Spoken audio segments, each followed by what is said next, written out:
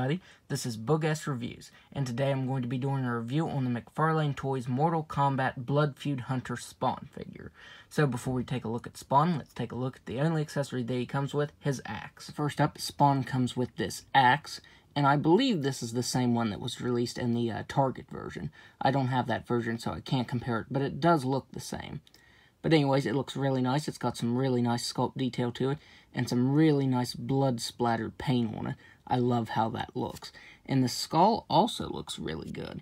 It has an outline of white to it, which there you can see it got a little sloppy. But it has an outline of white to it with the green eyes, and it almost gives it a glowing effect.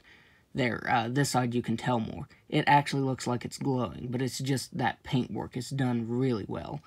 My only complaint with the blood is that it gets really pixelated right here. I wish it was a little cleaner.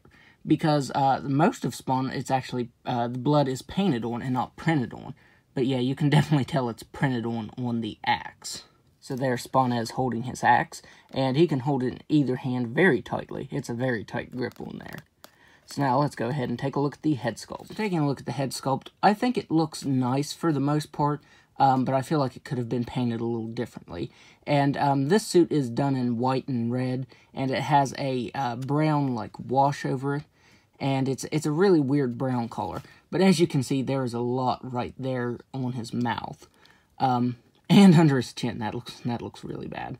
But yeah, I feel like they shouldn't have concentrated it right there as much, because most of the figure has that brownish wash to it, and it doesn't look bad. It just brings out the details of that suit. But yeah, I feel like they went just a little too heavy right there on the mouth area. But other than that, this head sculpt looks good. He's got some green eyes, the really bright green eyes, with some black shading around them. And of course, the red is painted over top of the white.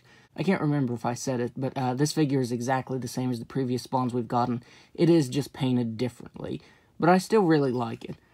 He's got that texturing to the cape still.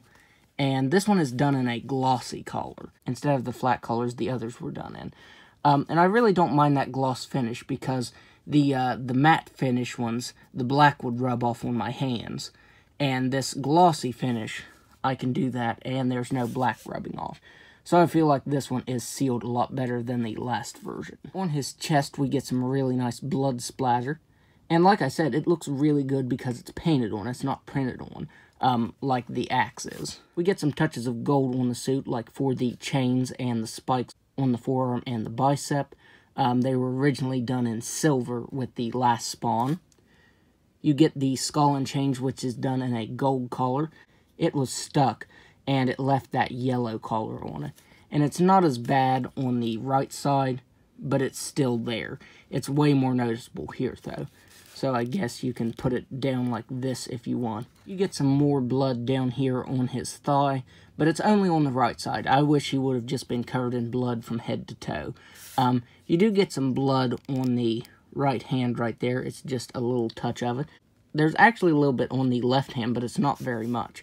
So yeah, I wish McFarlane would have just went all out on this figure and just drenched it in blood from head to toe.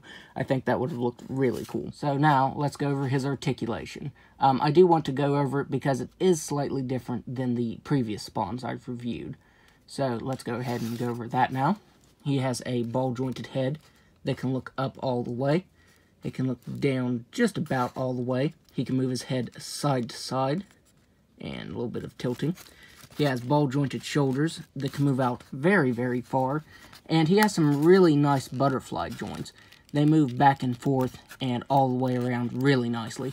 I feel like his arms have the best articulation out of any of them. It's kind of weird how these are all pretty much the same figure and all of them have differences in their articulation. But anyways, he has those excellent butterfly joints right there.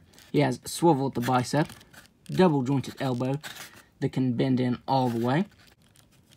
He has ball-jointed wrists that can really just move up and down slightly and side to side slightly because of the gloves.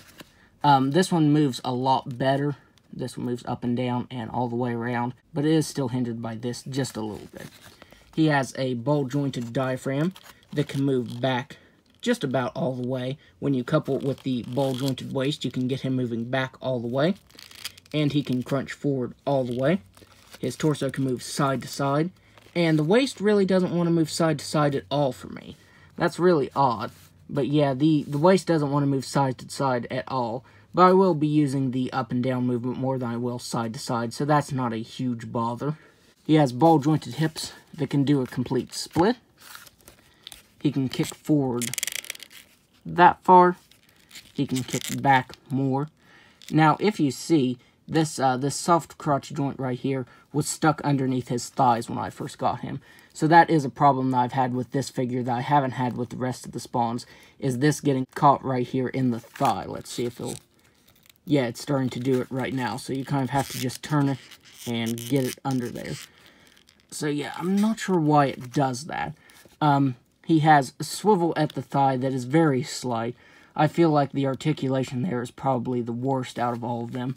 He has double jointed knee. Oops, let's get the cape out of the way.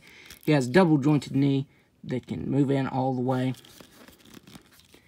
He has ball jointed ankles that can move down all the way, up all the way, spin all the way around, and act as an ankle rocker. And toe articulation that can move up all the way. So now, let's do some size comparisons. So first up, there he is, next to the very first version of the Mortal Kombat Spawn that we got. And I figure we'll probably see quite a few more spawns from the Mortal Kombat line, especially with all the different skins for Spawn. And I don't mind, I'm all for new spawns. We went without Spawn figures for so long that, you know, I'll take any Spawn figures that we get. And finally, here he is next to the second version of Spawn that came with the mace. And this one I upgraded with a bendable fabric cape. It's very large, so I had to kind of scrunch it up to fit it on my review station here. But yeah, this one I upgraded with real chains and the bendable fabric cape. And I really like it. I wanted it to be a little different than the first version that I got, because it was pretty much the same other than the weapon.